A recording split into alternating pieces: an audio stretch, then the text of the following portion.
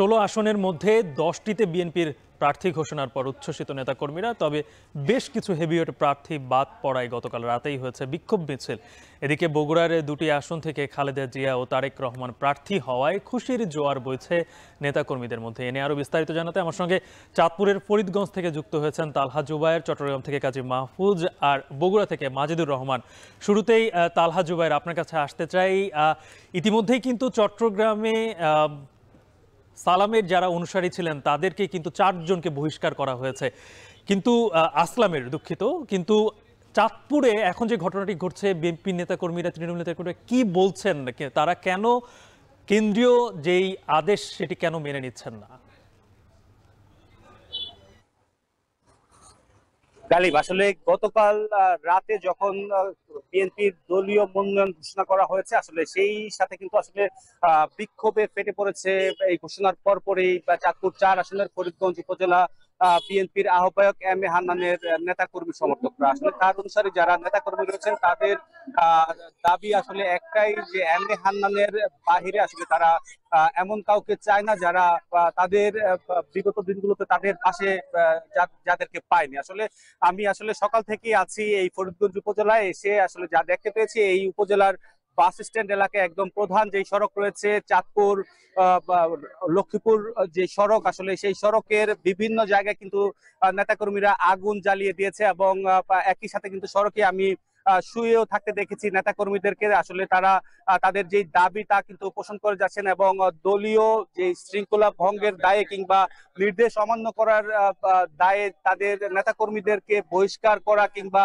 এই ধরনের দলীয় কোনো সিদ্ধান্ত আসলে তারা কোনো তোয়াক্কাই করছেন না। তাদের দাবি হচ্ছে গিয়ে তাদের যেই নেতা রয়েছেন তাকে যদি মনোনয়ন না দেয়া হয় তাহলে কিন্তু তাদের এই বিক্ষোভ কর্মসূচি কিংবা অবরোধ তা কিন্তু তারা কিছুতেই প্রত্যাহার করবে না বলে এখন পর্যন্ত কিন্তু তারা জানিয়ে আসছে। এবং বেলা যত গড়াচ্ছে ততই কিন্তু আসলে দেখতে পাচ্ছি এম এ হান্নানের অনুসারী যারা রয়েছেন তাদের সংখ্যা কিন্তু ক্রমান্বয়ে কিন্তু বাড়ছে। আসলে এখানে এই সড়ক অবরোধ করার ফলে চাঁদপুর থেকে লক্ষ্মীপুরের রায়পুরের উপজেলার যেই যানবাহন গুলো রয়েছে সেখানে কিন্তু আসলে আমরা তীব্র দুই পাশে কিন্তু তীব্র যানজট দেখতে পাচ্ছি এবং ক্ষণে ক্ষণে কিন্তু ককটেল বিস্ফোরণেরও কিন্তু আমরা আওয়াজ পাচ্ছি। এবং আমি আসলে এই তৃণমূল নেতাকর্মীদের সাথে কথা বলেছি, তাদের যে দাবি, তাদের কথা একটাই, আসলে যেই বিএনপির যাকে আসলে মনোনয়ন দেওয়া হয়েছে লায়ন হারুন, তিনি কিন্তু বিগত 2008 সালে কিন্তু এই আসন থেকেই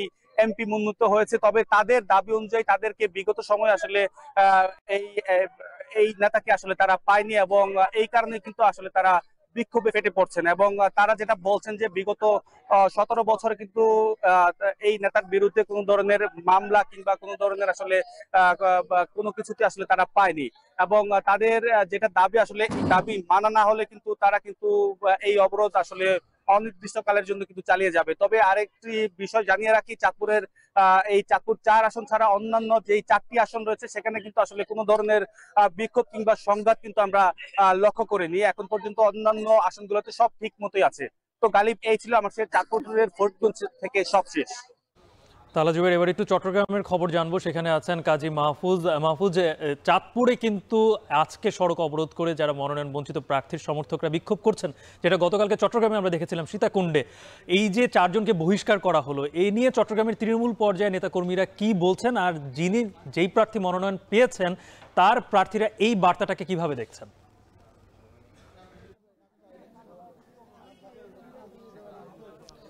গালিব, প্রতিক্রিয়া, মিশ্র প্রতিক্রিয়া আমরা দেখতে পাচ্ছি। বলে রাখি যে গতকালকে বিএনপির দলীয় মনোনয়ন দেওয়ার পর থেকে আমরা দেখতে পাচ্ছি চট্টগ্রামের স্থানীয় রাজনীতিতে নতুন প্রাণের সঞ্চার হয়েছে। আমরা দেখতে পাচ্ছি যারা মনোনয়ন পেয়েছেন তাদের বাসা কেন্দ্রিক নেতাকর্মীদের ভিড়। সকাল থেকে আমরা সেই দৃশ্যগুলোই দেখছি এবং দেখানোর চেষ্টা করেছি। এই মুহূর্তে আমরা রয়েছি চট্টগ্রাম 8 সংসদীয় আসন, যেটি বোয়ালখালী, চাঁদগাঁও, পাঁচলাইশের আংশিক অংশ নিয়ে গঠিত। এখানে মূলত বিএনপি থেকে মনোনয়ন দেওয়া হয়েছে মহানগর বিএনপির আহ্বায়ক এরশাদুল্লাহকে। এই এরশাদুল্লাহ ভাষাকেন্দ্রিক নেতাকর্মীরা আসছেন, তারা আনন্দ উল্লাস করছেন এবং বিএনপির যে 31 দফা, সেই 31 দফা বাস্তবায়নে এরশাদুল্লাহ যদি নির্বাচিত হয় তিনি নিরলসভাবে কাজ করবেন এমন প্রত্যাশা কিন্তু এখানে যারা আসছেন তারা করছেন।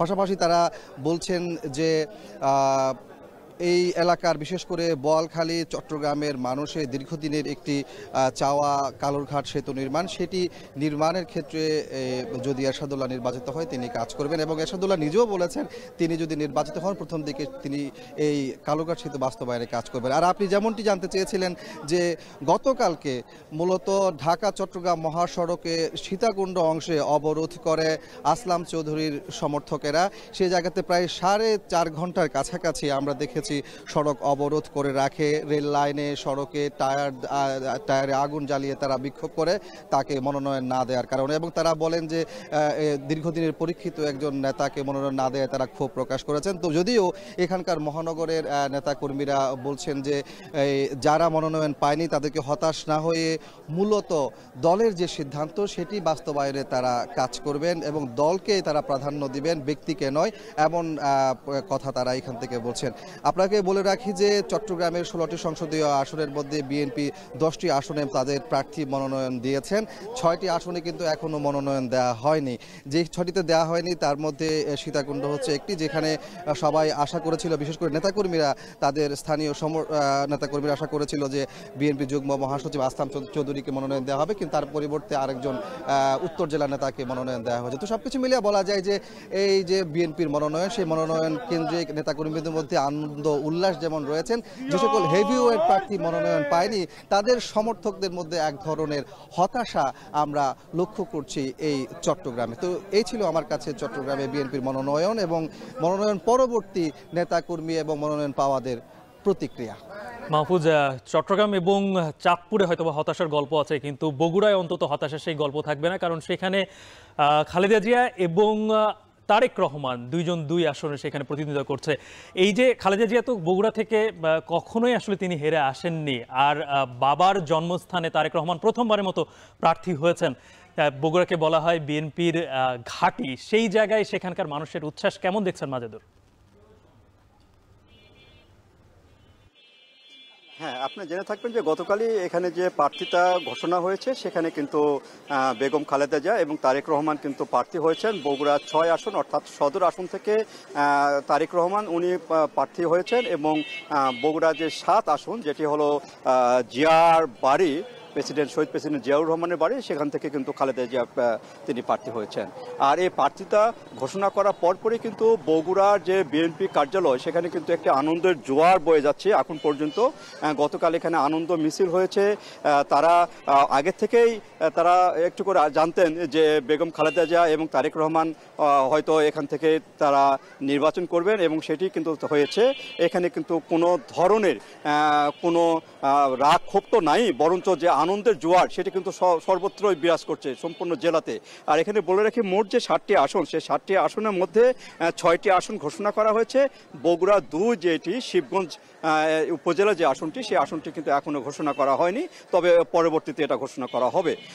আর এই যে তারেক রহমান তার যে বিএনপিতে অভিষেক সেটি কিন্তু 2002 সালে তার বাবার এলাকা গাবতলী এলাকায় প্রথম যে সদস্য, সেই সদস্য হওয়ার মাধ্যমে কিন্তু বিএনপিতে তার আগমন ঘটে। তারপরে তিনি সিনিয়র যুগ্ম মহাসচিব, তারপর ভারপ্রাপ্ত চেয়ারম্যান কিন্তু এখন রয়েছেন। আর দীর্ঘ যে 17 বছরে যে বঞ্চিত বগুড়াবাসী, সে বগুড়াবাসী কিন্তু তাদের যে কাঙ্ক্ষিত যে উন্নয়ন, সেই উন্নয়নটা এখন তারা আশা করছেন এবং তারা মনে করছেন যে কাঙ্ক্ষিত উন্নয়ন হবে।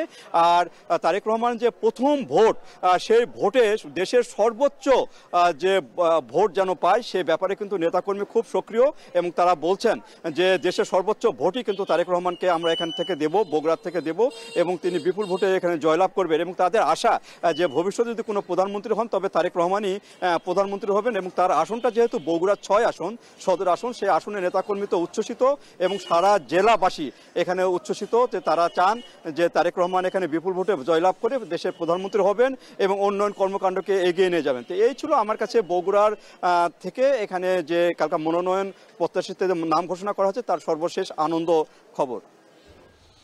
গতকালকে যখন 237টি আসনে বিএনপি তাদের প্রার্থীর মনোনয়ন দিয়েছে, তখন থেকেই কিন্তু সারা দেশে যে আসছে নির্বাচনের যে হাওয়া সেটি কিন্তু বইতে শুরু করেছে এবং সেখানে হতাশা এবং উচ্ছ্বাস দুটি রয়েছে। আমাদের সহকর্মীরা সেই খবরই জানাচ্ছিলেন। এদিকে বিএনপির দলীয়